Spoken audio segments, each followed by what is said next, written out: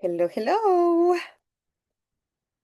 Not sure. Can you see me? Can you hear me? Can you please write? Oh, perfect.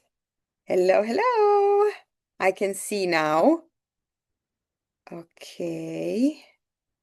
Just gonna give it 1 second. You see the presentation, right? If you can just please write in the chat. Okay, perfect. Hello, Sophia. Hello, everyone. Hi, hi. Super nice to see you. Hello, hello. We're going to give it just another minute while everyone is joining us. Wonderful. So happy to be here with you today. And thank you all for joining as well. For some reason, I'm not sure how to put it. I can see the presentation and the chat at the same time. Don't know why is it like this. I'm just trying to figure that out quickly. Sorry about that. Um, No, everyone. So Sophia is asking if only you see what you say. No, because you put it on everyone. So everyone sees what you say. You can put it on everyone, or you can put it so that only I see it. But I'm not sure how to put so that I can see the chat and the deck at the same time. Why is it like this? Ah, ha, ha, okay. Well, I'm going to be opening chat every now and then. So that I keep up with what you're saying as well. So, welcome everyone. Lovely to see you here. We're going to talk about boosting your business communication today, and we're going to spend maximum an hour together. I have prepared some material that we want to go through, and then I'm going to also open a Q&A session at the end of the our time together. So, if you have any questions, we can then discuss those. Now, before we go into what I prepared for you, I always like to start by giving you a few ideas into how to get the best out of today's webinar, because I really want you to, like, is as if we are here, you are investing your time. And so I really want you to get the best out of it because, it often happens that we go for a seminar or a webinar or a course or something and we are there. And then we are kind of feeling a little bit lost with all that information and material we've gotten. So I want to really make sure that you don't feel lost and that you can follow easily, but also please let me know if anything is not clear and I'm going to be happy to clarify it once again. So the first thing that you know if you have been in my world, which I see a lot of familiar names, also some new ones, some past clients, some current clients, so welcome everyone. So if you've ever been in my world, in any webinar or any content that I write, one of the things that I always encourage people is that we are not here to judge or criticize or blame or shame yourself or the others. The point of us being here today is to learn, right? Is for us to explore different ways that maybe some of the things you might not have known, or some of the things you've known but you've forgotten also with the time. Some things you should be doing but you are still not doing them. The point in all of that is for us to remind ourselves, for us to be open-minded and kind and loving. The next thing I want you to think about is the content we're going to go through. You always want to kind of keep bringing it back to how is that applying to you and your unique career and life situation. So even if something maybe doesn't directly sit with you right now, you can think about maybe a version of that. There is always something to gain out of it if you decide to see it that way. The next thing to keep in mind as we go through the material as well is which one of these points, if you focus on it right now, will bring the biggest difference in your career. And what I wrote here, maximum three, what I mean by that is you don't want to try to implement all at once because what's going to happen is that you're going to spread yourself too thin. Then you're going to start getting a little bit frustrated by the lack of results because when we try to do so many things at once, things take much, much longer time. And then it's going to be like, well, this doesn't work. So start by, I wrote here maximum three, but I would even suggest starting with 1 point, really getting good in it, and then adding on top. And lastly, Feel free to engage, share experiences, ask questions. So there is Q&A at the bottom of your screen that Sophia has been so great in using so far. So please do that as well if you have any questions. I love, love, love my webinars to be very engaging. So please use that, oh no, use that, how you call it, function. I am really struggling here to seeing the chat and just a second. I want to see if anyone wrote anything. 1 second. Here we go. Uh, okay. All right. No, nothing in the chat at the moment. Okay. So, for those of you who are new to my world, I just want to quickly introduce myself. So, my name is Sandra D'Angelo. I'm a certified career and life coach, and I have been in the career development sector since 2013, career-wise, in the development sector since my teenage age, really. And since 2019, I have been running my own coaching practice where I'm coaching one-on-one clients and corporate clients on various career development topics. So, I'm not going to go much into that. If you're interested to learning how to work with me or all the different ways to learn with me or more about my background, I invite you to go to my website, which is approachyourcoach.com. You can also find me on LinkedIn and you can also find me on Instagram. Here are all the info, like all the info that you need to know in terms of if you wish to learn more about it and connect with me. I definitely would love to connect with you if we aren't connected yet. Okay, so let's start. So, this is what you might be thinking right now when it comes to your communication. This is something that I hear all the time. I'm not a good communicator, or I don't know what to say, or it feels awkward, feel like an imposter, or I'm an introvert, so I cannot do it, or I'm an introvert, so it feels super difficult, or I'm an introvert, and that's why I'm not good in it. It's difficult, I don't enjoy it. You might be also overthinking what to say, when to say, how to say, to whom to say it, why to say, but what if they get me wrong? Or what if they misunderstand me? Or what if I make a mistake? Or what if I say something weird? You're spinning in all these thoughts, which obviously feels super heavy and which obviously also leads to you being misunderstood because you overcomplicate it and therefore your message doesn't come across as you might want it to come across. You feel frustrated and anxious and are maybe not being taken seriously. And all of these results are of these thoughts that you're having. And I'm going to go more into that in a minute.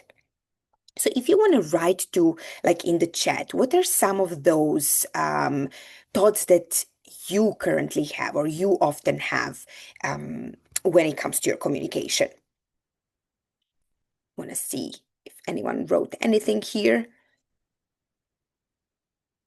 Mhm. No.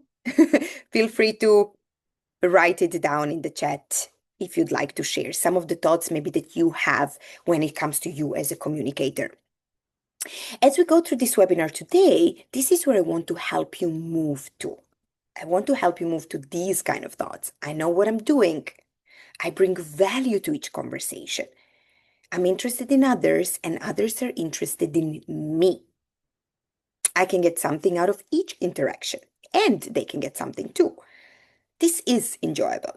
Or some variation of these thoughts I want to help you move from. Now, I also understand that it is very hard to move from I don't know how to do it to I'm a great communicator. That's also not what I'm saying. What I'm saying is how can we move from at least like how can we make one step to more useful thoughts? And we're again going to talk about that in a second.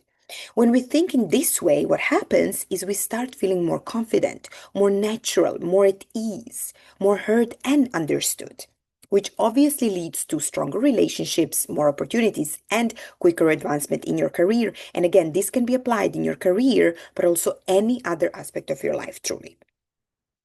Okay, so let's start with the first, or actually, no, before that, I forgot about this slide. I want to draw your attention to the webinar that I hosted last year, where I was talking about the most common communication mistakes. So, what I did there, I went through 9 most common communication mistakes that I see through coaching many, many professionals on many different levels across many different industries, across the whole world, really. And I put them there. And what I did is I talked about the mistake, why we do it, how it comes across to others, and what to do instead. So I was talking about the mindset and strategy at the same time, and I would highly encourage you to go and watch it. For those of you who are here live today, I'm going to be sharing this presentation with you. So you can just click here and you will be led directly to the webinar.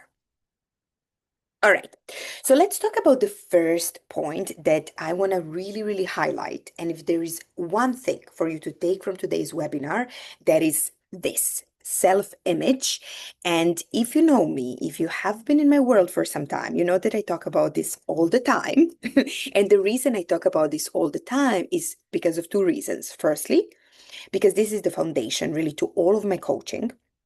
And secondly, because working on your self-image is truly what creates any result in your life.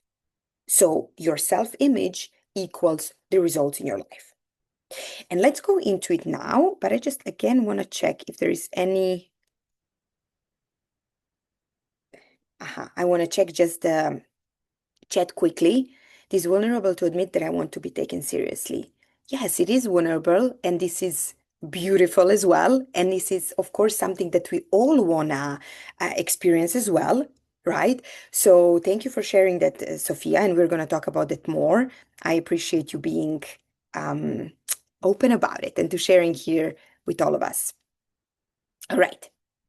So, what I mean by self-image, self-image is ultimately the way we see ourselves, the way we think about all that we are and that we're capable of, and then the way we show up in the world. So here are a few questions that I really, really invite you to think about. You can write in the chat if you'd like to share your thoughts right now. You can put on private settings so that I'm the only one who sees it. You can leave it for everyone to see it, whatever you prefer. But here are things that I really want you to think about. Firstly, how do you see yourself? And really be honest with yourself. No matter what comes for you, the first things, don't overthink it. How do you see yourself when you think about you as a professional, as a partner, as a friend, as a colleague, as a manager, as a business owner, whatever it is? What are some of the stories you keep repeating to yourself about yourself? Firstly, in general, and then about yourself as a communicator, right? What are some of those stories that, for example, those thoughts that I went through before that might resonate with you?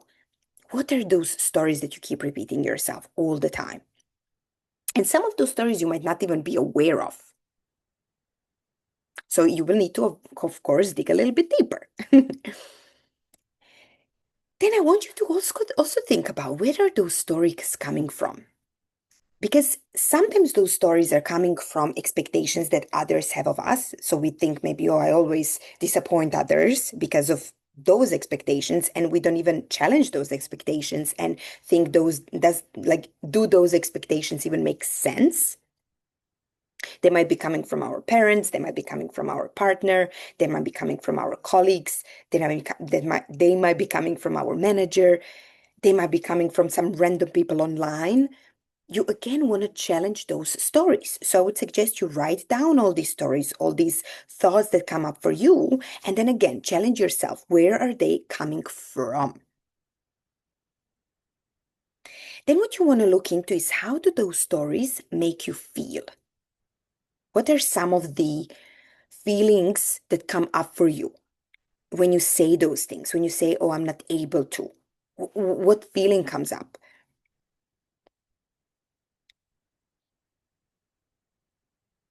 And then once you have all of those, you can write like two tables basically, those that are currently happening, and then think about what could be some more useful thoughts that you can try instead. So if you say, oh, I don't know how to communicate properly, maybe a more useful thought to that one could be, let me focus on what I do know. Or let me focus on positive feedback I've been receiving so far when it comes to my communication. And then how can I improve it even more?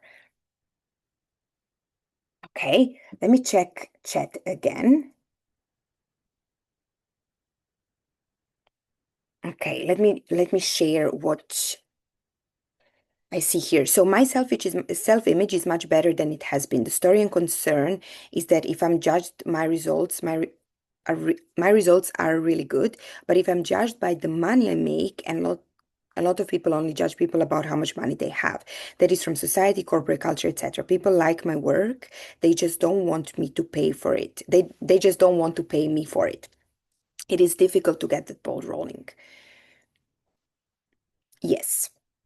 And that's why, again, it is like we live in a world where there are obviously a lots of different, and I'm still working on that. Yeah. There are a lot of different ideas around and people with different values and standards and all of that. And that's why, again, it all comes back to self-image and working on your self-image and making it so strong that even if people have certain thoughts, you're okay with that. People will have certain thoughts no matter how much money you earn. If we look around, there are also so many people who are earning so much money, and yet there are so many people who don't like them because they're earning so much money. So if you earn too much money, or if you don't earn, or if you earn whatever level of money, there's still going to be people who will not like you for some reason. There are people who are doing incredible things around, who are making a lot of money because they're doing also all these incredible things, and yet people are judging them because of all these, for example, certain thoughts that are around also like money makes you bad. I truly believe that money just makes you more of who you are. Nothing can make you bad, right? So just think about that also, right? It's okay for some people to dislike you or have their judgments. That is okay. What we always want to work on is how can I be in peace even if or when they dislike me? Okay. And of course, I know that this sounds now super easy. You're so welcome, Sophia. I know this all sounds super easy and whatever. It's not easy. Of course, it's not easy. Working on ourselves, working on our mind, on our brain is the most difficult work. And it's the ongoing work. It's the work that never stops. However, it's also the most rewarding one. Okay, let me see what else I see here. Huh. Okay. I tend to tell myself nobody cares about what I have to say. Okay, so this is a really good point that I want to point out here, and that is this idea nobody. Is that really true that nobody, not one person in this world, cares about what you say? Be very, very careful when our brain, when our brain offers us, probably not, yes. um, be very careful when your brain offers you nobody or everybody or all or nothing. These words are very heavy. And when we keep repeating ourselves, nobody likes us, or nobody wants to hear what I've got to say, is that really true? That's the point where you want to pause and ask yourself, is it really true? And then I'm sure you're going to find at least one person who likes what you have to say. And then when there is one, there's probably another one. Okay, so just be very careful again. These are the stories we say to ourselves, right? That's what I mean by kind of checking on your self-image and noticing what are these stories that you keep repeating yourself. Let me just check if there is anything else in the chat. Um, mm, I'm afraid to come across sounding stupid, especially in the language that's not my mother tongue. Oh, yeah, I totally know what you mean. And here is the thing. Sometimes we are going to sound weird or funny or even stupid in the language, especially if the language isn't our mother tongue, but that is a part of learning. So, what helped me, for example, in those instances, because I've been in many different environments where I was not speaking my mother tongue, including today, of course, right? Is, I sometimes make even fun of myself a little bit in those situations. I sometimes tend, especially in German, uh, I sometimes tend to kind of invent the word. And then I pause and I'm like, wait, what is this word? This word probably doesn't even exist, right? So I have fun a little bit with it instead of looking at, oh no, this is horrible. What a stupid person I am. How could I have done it? Again, notice what kind of stories I'm telling myself. I can go this or that way, but I choose the more useful way. Okay. All right, let's move on here. What I want to just share with you, and again, everyone who is my client knows this very, very well. My current or past clients who are on the call know this very, very well. And what I mean by this is whatever you're thinking is going to create some kind of feeling in your body, some kind of emotion. That's what, if you remember what I was telling before in the slides, was what are your thoughts and what are the feelings that come from those thoughts? Based on that, you're going to act in a certain way. So if I think of myself, I'm a horrible communicator and I never know what to say, I'm going to feel super anxious and under stress and under pressure and whatever. And then probably when I'm in the situation where I need to say something, I'm going to either like, kind of block myself and not be able to say the words I want to say, or I'm going to act very weirdly. And the result is going to be that people are going to be like, what is she even talking about? So that's why it's also important to check on our thoughts, to understand again those stories, because they're going to create different feelings, and feelings are going to act or inspire different actions for you to take, which of course is going to result in different outcomes. So here are some thoughts and questions, some examples I want to give you instead of those maybe not useful ones that you can consider instead. So, what's the value I bring with me? This is a really good question for you to ask yourself. And no matter what career you have, no matter where you are, if you're a business owner or if you have a regular 9 to 5 or whatever it is, what is the value you bring with you? I am valuable. It's a beautiful thing to think about as well. Then I'm genuinely curious to learn about the person in front of me. How beautiful that feels. Isn't it like, doesn't it feel light to think these things? You can also ask, what can I give them in this conversation? What is one thing that I wish this person in front of me leaves with? I will learn something from this conversation either way. Like, no matter how it goes, you're going to learn something. And also, that person is going to learn something too. The other thing, my goal is to connect with that person. Try to find at least one point that you can connect on. And then the last one that I want to give you here is the person in front of me and myself will be richer after this chat. Again, no matter how it goes, you and them are going to be richer or more rich. See, this is now me not speaking English as a mother tongue. Is it richer or more rich? You get the point. And I would like you to find examples of these kind of thoughts and questions that feel better for you, that you can believe, that you can start with, that are going to contribute to you becoming even better in communicating. Okay. Let's talk about imposter syndrome. And I really want to address this because this is one that I hear all the time. And you also see imposter syndrome going on around in every content. In all the content on LinkedIn or Instagram, wherever you are, there is some version of imposter syndrome or some post that talks about this. Now, for me, when I think about imposter syndrome or when I hear syndrome, it's kind of, I don't know how it feels for you, but it's kind of like as if it's a disease, right? It's like a medical term or something. And with that being said, typically also that means that it is something negative, as if something is wrong with it, as if it's a horrible, bad thing to feel this imposter syndrome, right? What I want to invite you to think about is that nothing has gone wrong. If you feel like you aren't good enough, or if you feel like, oh my God, should I even be here? Or if you feel like, I'm not sure if I've got something to say in this environment, nothing has gone wrong. Exactly the opposite. This is the sign you are on the right path. Feeling uncomfortable is a sign that you're expanding yourself. So imagine how amazing and beautiful that is. So here is a small picture I created for you.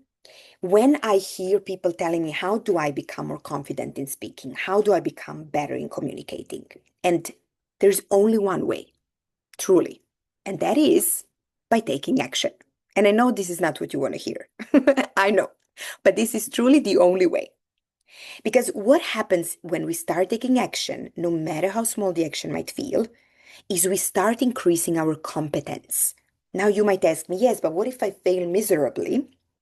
Even if you fail, you're still going to learn. There's always something to learn, but only if you decide to see it that way. Now, what happens when we become more competent is we increase our confidence at least a little bit. Then that increased confidence inspires us to take more action. More action means more competence. More competence means more confidence. It's like I want to say circle, even though I drew a triangle here, but it's all connected.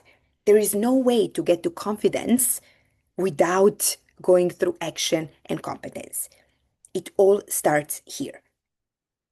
So, with that being said, you don't want to go from 1 to 100 immediately unless you truly, really feel like you can do it.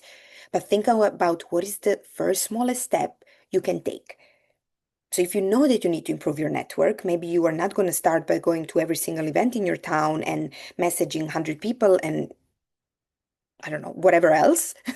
But you might start by going, okay, what is the event this week that I can go to? Maybe a smaller event that I feel comfortable being around people who are, within my, let's say, age group or within, or some event that is like the theme is something that I'm interested in. How can you make it easy for yourself? Okay, I'm just looking if there is any new. Uh, uh, um, this is a good question here, I see. How can we stop comparing ourselves? That's how I experience imposter syndrome. Okay, this is a good question. And here is what I want to say about that is instead of like, okay, comparing ourselves is a natural thing we all do. And I think that trying to stop doing it is going to be very difficult because it's a natural thing. We all compare ourselves. Either like if you want it or not, you compare yourself. But there is a way that we can compare ourselves. You can compare yourself with and feel bad about it, right? So use others' successes against yourself. Or you can look at others and then think about, oh, I like what they do, or I like what they've achieved. What can I learn from it? And how can I apply that into my own career or my own any other aspect of your life? So notice just when you start going, I presume that if you're asking me this question, you're using others against yourself. So next time you notice that happen, switch it into how can I learn from their successes? And see again how much better and more empowering that's going to feel for you. Does that make sense? Okay.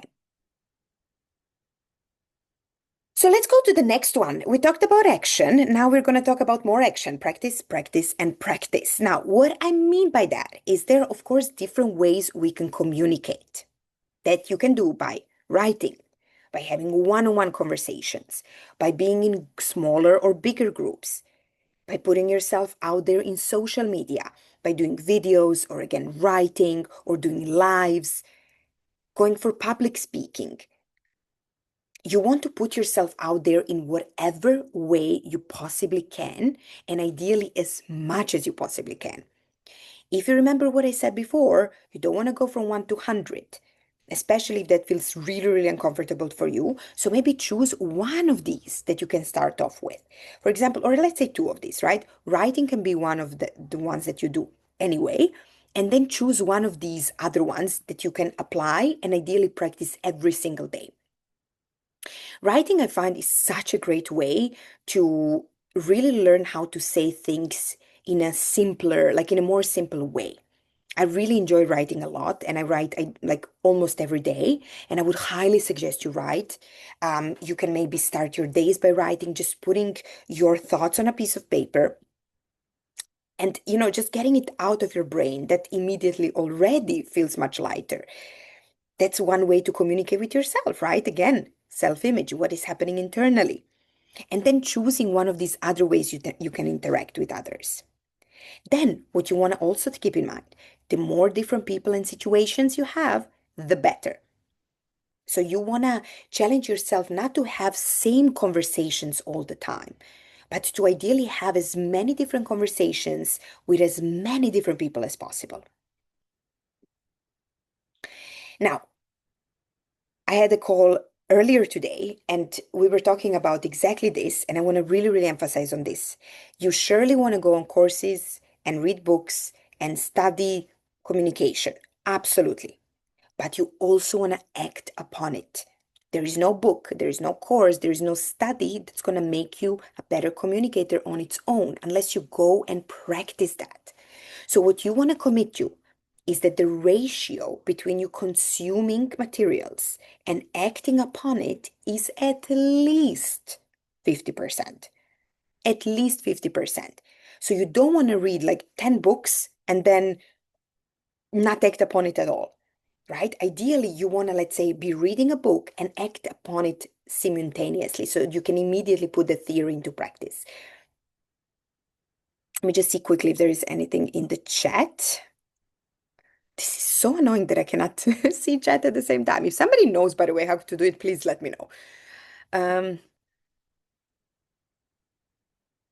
Sometimes it's hard to believe this can happen for me too. That was talking about the comparison question. Yes, of course it is. But also the thing is like, maybe it's not about having that exact thing happen to us either, but some variation of it. Because when we see something, it sounds amazing or it looks amazing and shiny and whatever. But would you want to live such career or would you want to live such life? That's also something to think about. Okay, let me see if there is anything else here. Where to even start with all that practice? Yeah, so as I said, choose one thing that you can commit to.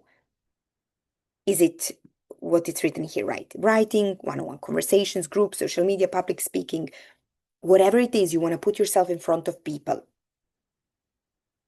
And what you can also do, record yourself. And I know I always have the same reaction when I say this. It's super awkward. Yes, it is at the beginning, but then it stops being awkward because it's just for you.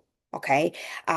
So you want to record yourself. This is the best by far, but literally by far the best way to improve your communication is by recording yourself voice and video and then thinking about what's working well, what can be improved. And remember, we are not judging, we're not shaming, and we're not in criticizing business. We are there to improve. Okay. Now, let's move on to how, not only what. So that's really kind of following this recording side. Here are different things that you want to keep in mind when communicating. And what I mean by this how, not only what, is how we say things. Not only what we say, so the ways we come across when we are saying stuff, not only the words, the actual words that come out of our mouth, yeah. So we want to think about the tone, the volume, the speed. We want to think about silence breaks that we are making. Are we making them or are we like blah, blah, blah, blah, blah?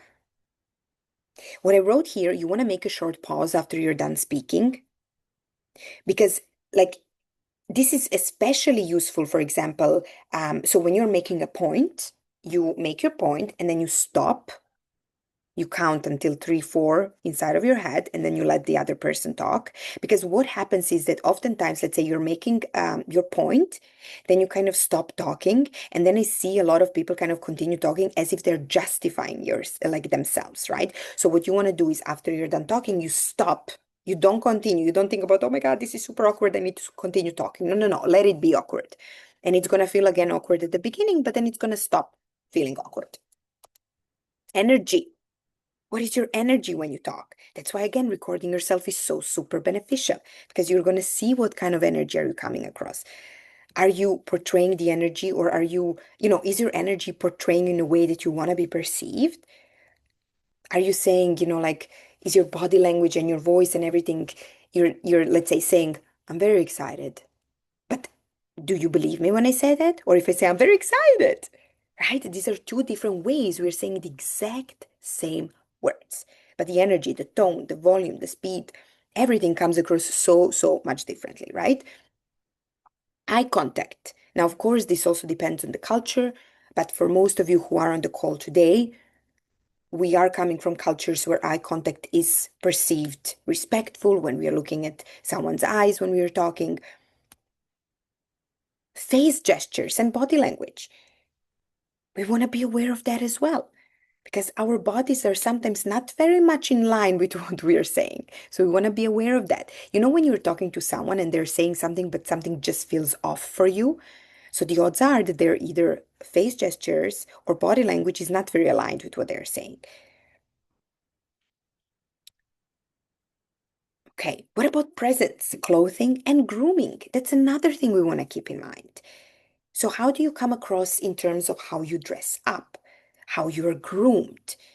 Your presence, your clothing, and grooming is a part of your body language. So, you very much want to be aware of, how do you come across also when it comes to that? Because there is a lot of this message around, like going around saying, oh, it doesn't matter what you wear. I think it matters what you wear. And it doesn't matter like ultimately so much because of others, but it matters because of you. You feel better. Okay, let me open the chat to see if there are any questions or any additions. Not at the moment. Okay. Oh, Sophia just said symbols matter. Yes, of course. Also, symbols matter. All of these kind of seemingly small things make a very big difference as well. So if you look at this slide, look how many things there are happening here in addition to just the words we are saying. Which leads us to the next part, which is again a very nice follow-up to how, not just what, and that is listening. We also want to listen. Not only do we want to be aware of all of this when we are talking or when we are communicating, but we also want to be aware of those things when others are communicating with us. So I often hear here when it comes to listening and asking questions, people telling me, I'm not sure what to say. And every time I hear that, this is what's happening. You are not focused on the person in front of you. You're focused on yourself. So what is happening essentially is that while they're talking, you're thinking, what should I say next? And that's why you don't know what to say because you're not focused on what they're saying.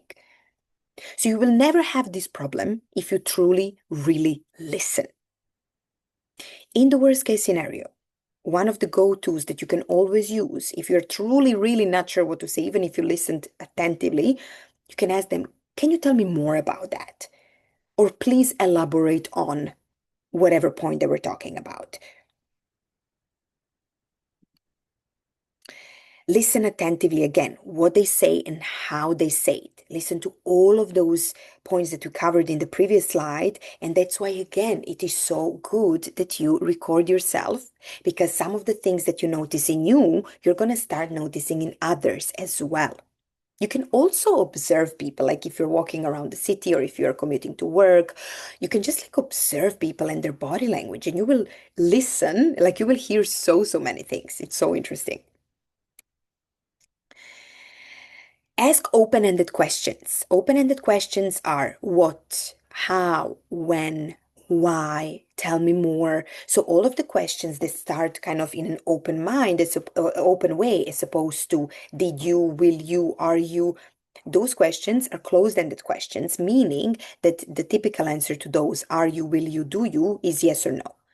And if you want to open up the conversation and allow space for a person to talk to you want to be asking open-ended questions so that they share more information, so that you meet them or learn more about them, so that you can also be more relevant to them, right? If you remember one of the first slides, again, I was talking about being interested in others, being curious about them, connecting with them. And the best way to connect with someone is by listening and asking questions. This is something you can also, for example, use in your feedback session. So oftentimes when I coach people who are managers, they have feedback sessions with their team. And oftentimes their feedback session is, how can I say, like structured in a way that they come in, their employee comes in and then they tell them all about what they think. And what I always suggest to them to do instead is to start by asking them a question. How do you feel about your performance in the last month, for example? Right? You're allowing them to share their thoughts with you so that you also understand their reasonings and their ideas.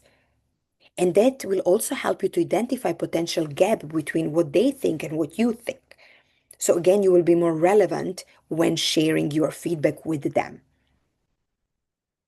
Let me see if there are any questions in the chat. Feeling judged shuts people down. Yes, of course. If you criticize someone, what's going to happen is they're going to step back, right? Or they're going to go in the offense mode or defense mode, sorry. So we want to open up the conversation. We again want to understand more about their ideas and how they feel so that you can understand them and then share what you think about it. Now, that leads us to having difficult conversations. So, firstly, we again want to think about how is thinking that some conversations will be difficult useful to us. If I think something will be difficult, of course, I'm going to feel like, heavy. But if I paraphrase that and say instead of having difficult conversation, I'm going to have a useful conversation, or I'm going to have a beneficial conversation, or I'm going to have a powerful conversation, it feels immediately better. So when we do have those difficult, under quotation marks, conversations, we want to think about what is the goal of the conversation I'm going to have. And some of those are not going to be pleasant, but you still want to identify what is the goal for you and for the person in front of you of that chat. How can that chat be an opportunity to strengthen your relationship? Oftentimes, those difficult conversations or conflicts are such a great way for you to actually become even closer. Has that ever happened to you? With your colleague, you had maybe some disagreement, and then you understand that was really a misunderstanding, but you had to have that difficult conversation to understand this was a misunderstanding, and then you're much better later on. Sometimes it's not going to finish that way. Sometimes it's going to really be like, listen, it's better for us maybe to not communicate in the future if we don't have to, but still you will know where you're standing at rather than wondering what could have happened. Use phrases like I feel, I've noticed, it seems to me that, I think, rather than you said, you did, you acted. What Sophie also mentioned before, feeling judged doesn't feel good, right? And all of these kind of phrases make person go into offense. If I tell you you did this or you did that, you're gonna start defending yourself. But if I tell you I feel like this, I don't know, Excel sheet doesn't look as pretty, you cannot tell me you don't feel that way, right? I'm coming more from like, this is how I feel. What do you think about that? Rather than you made a horrible Excel sheet. Now, that's the first thing that came to my mind for some reason. I don't know why. I'm just want to check quickly. Let me see. Oh, yes, I tend to avoid difficult conversations as I prefer to have my peace. Yes, but are you actually having your peace? That's also a question to ask yourself. Because if we are avoiding something, or if we're pretending that something doesn't matter or that it didn't happen, what's typically happening is that problem is becoming bigger. It's not disappearing. So you just want to be attentive, like, is it really that you're keeping your peace? Because oftentimes we're avoiding, but then you're constantly having conversations in your mind again. What if this? What if that? What could have been? They don't like me. I don't like them. And oftentimes, relationships or these misunderstandings are so easily solved. Really. Sophia is saying, yes, many friendships started that way. Yes, many do. They truly. Friendships and work relationships. Right? So notice this different way of communicating rather than you said, you did, you acted. And you can, again, use all of this, not only at work. All of this is to be applied in other aspects of your life too. And this one is also super important, using simple and specific language. So you want to keep in mind who you're talking with. So for example, one of the big group of clients that I coach, often coach, are finance professionals. And oftentimes they obviously have to, take all those numbers and then present them to other departments within the company. And oftentimes they use language that other departments don't understand. So the meeting turns out being like, we have no idea what they told me. Think about like when you go to a doctor and when they or when they start using, all those terms, medical terms, etc. Odds are you have no idea what they said. And you ask them, can you please repeat this in some, more plain language for me so that I can understand. So you always want to keep in mind who is your audience, who you are talking to, because more like more you complicate or more you try to sound smart, more you're creating the distance between you and them because they don't understand you, right? They become confused. or they don't even follow anymore, or they've just checked out and they're on their phone, whatever, right? So you want to use simple and plain language, and you don't want to try to sound smart. You want to sound relatable. You want to sound like people understand what you're talking about, using examples that they can relate to as well. Also, avoid sharing too much information because, again, they're going to get overwhelmed. They're going to get confused. And what is going to happen again? They're going to step back. They're going to, not be able to follow you. How can you simplify your message? How can you say something in different words that are even simpler for people to understand? That they're like, yes, I get that. And even if you don't, if you aren't sure if people understood you, you can literally ask them, do you understand? Like, do you have any questions? Is there any point that you would like me to further clarify on? You also want to understand, is it super specific, the message you're saying? Is there any room for misinterpretation? That especially happens in different business meetings where people think they understood or they assume that the message has been shared in a certain way, whereas message is totally different. Or when you have a difficult conversation, maybe where there's some misalignments or disagreements, you really want to understand you're on the same page. And that will also mean that sometimes you might consider following up in a written form. In fact, more often than not, you will want to follow up in a written form to avoid all these misunderstandings. And she said this, they said that. Okay, let me just see if there is any question or any. There is a lot of power in using their language for that group, not just English, French. I mean, like how that group talks. Yes, absolutely. Absolutely. And I mean, like language in terms of not only like what you're also saying, not language like English, French, German, whatever, but language of what you're saying, like a group, let's say when finance people are together, they have their own language, right? When IT people are together, they have their own language. When coaches are together, we have our own language, right? Like your professional group, you have your own language, but then when you go outside of that group, other people will probably not understand what you're saying. And to you, it's going to be just so simple and clear, but they're like, wait, what does that mean? Using different shortcuts, for example, why would you need to know all the different shortcuts in the world? Right? It connects emotionally. Yes, it does connect emotionally. People feel, better. People feel like you also are respectful to them. Okay. All right. So that's what we have. If we go through them again, boosting your business communication from 1 to 7, all the points that we covered. We talked about the importance of self-image. Again, if there is one point to take from today's presentation, that is your self-image and working on your self-image. I will send you this webinar per email so you can go through all the questions that are listed there. Then we talked about imposter syndrome, how it's not a bad thing. Nothing has gone wrong. We talked about the triangle. Action leads to more competence leads to more confidence leads to more action. It's all connected. There is no way to get better apart from taking action. Practice, practice, practice. Choose different ways that you can go out and be around as many different people and in as many different situations as you possibly can. Focus on how you say things, not only what you say. A great, great way to improve that is by recording yourself, video and voice.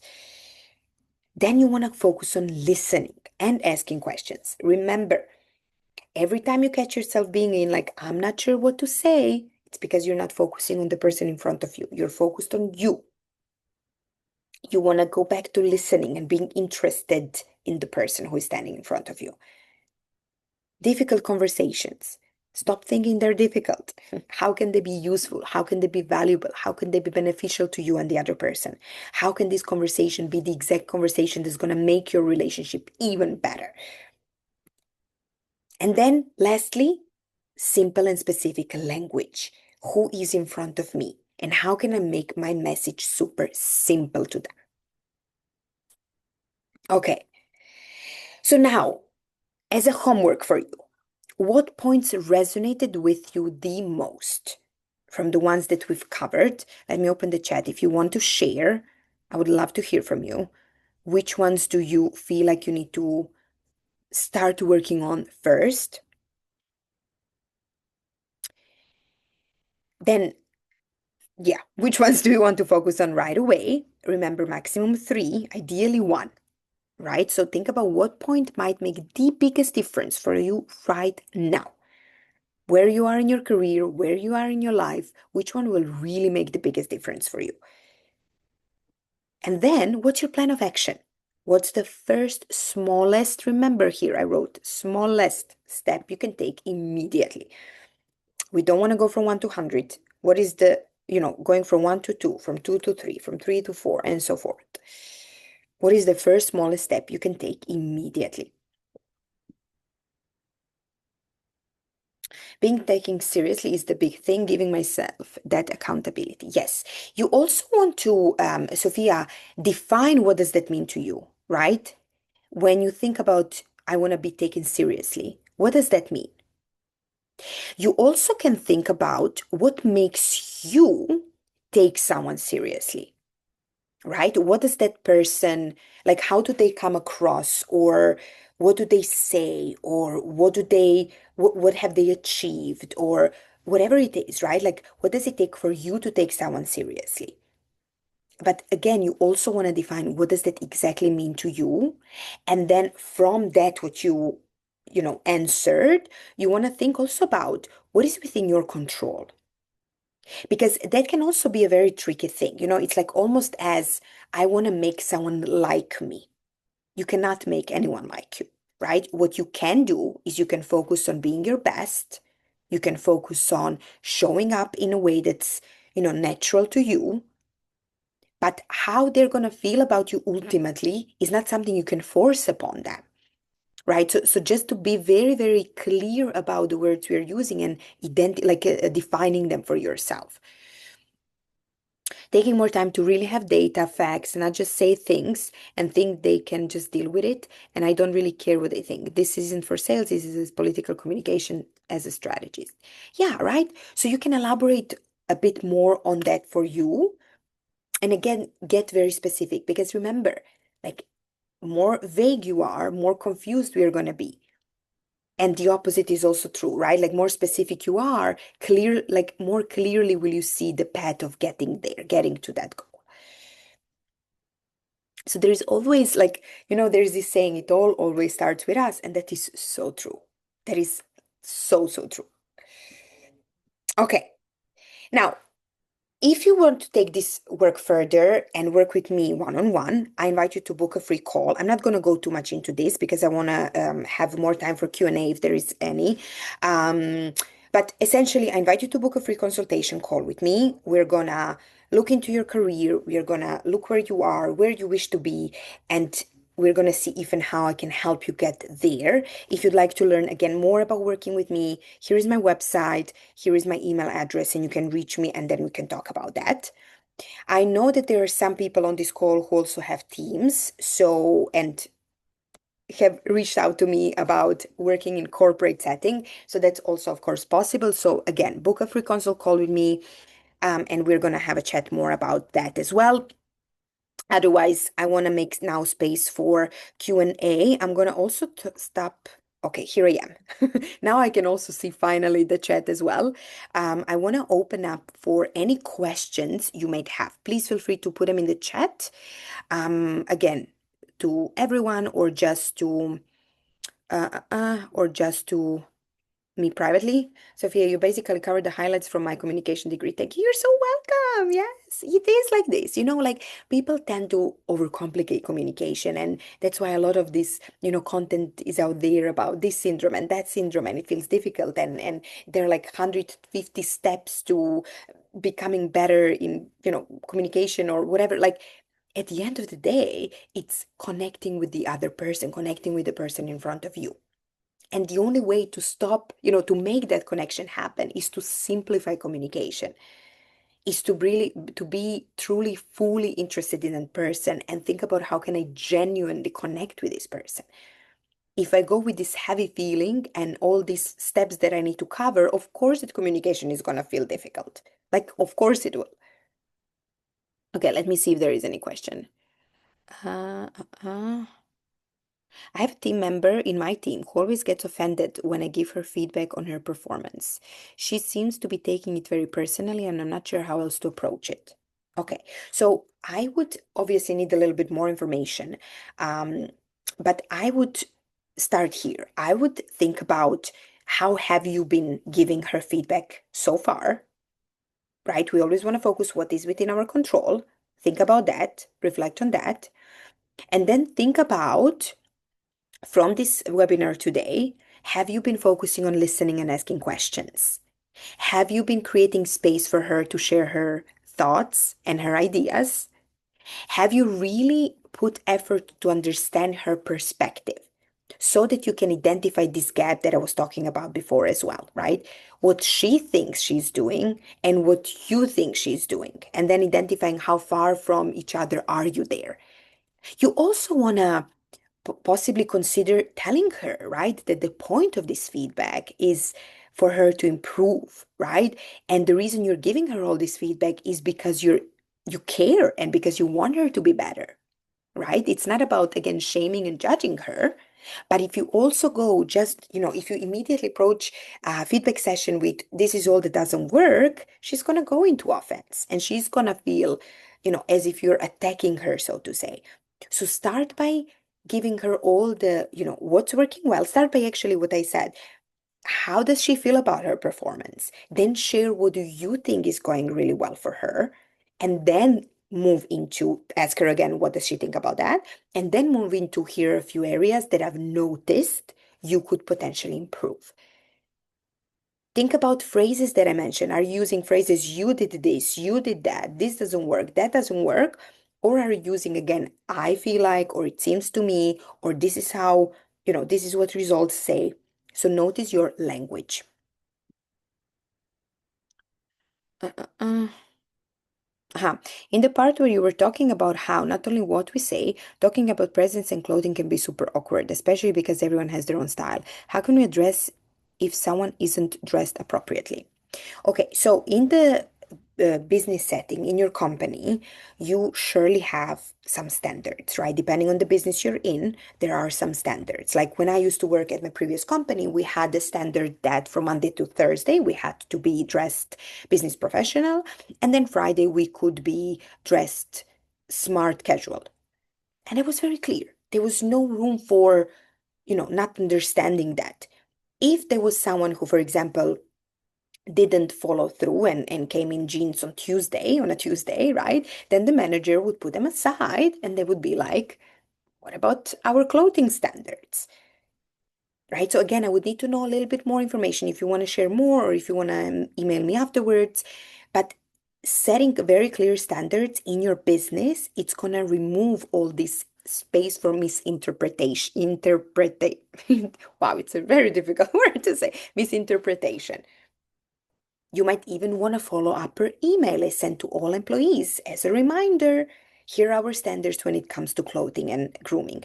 I would, again, however, never address these things in front of the whole team. I would always put a person on the side and talk to them about it.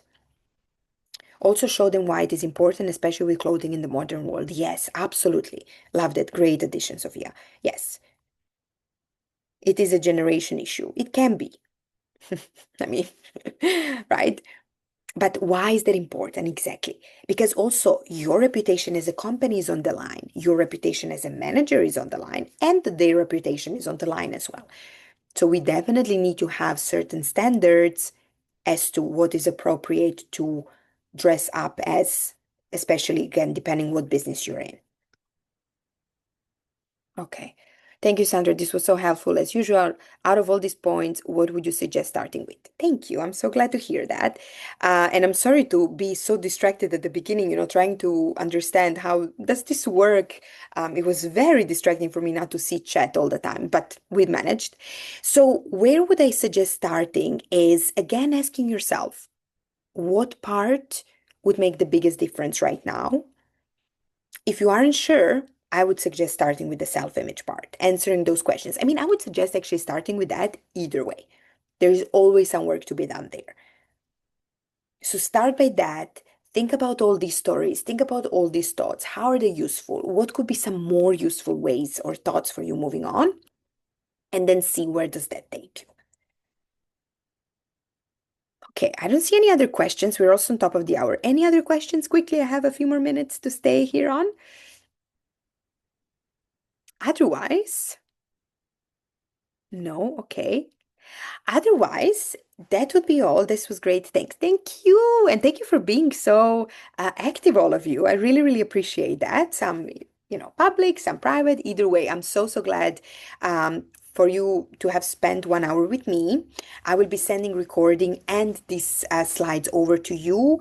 If you'd like to continue this conversation, let me know. Otherwise, I wish you all a wonderful rest of the day, and I'm going to talk to you soon. Bye. Bye bye.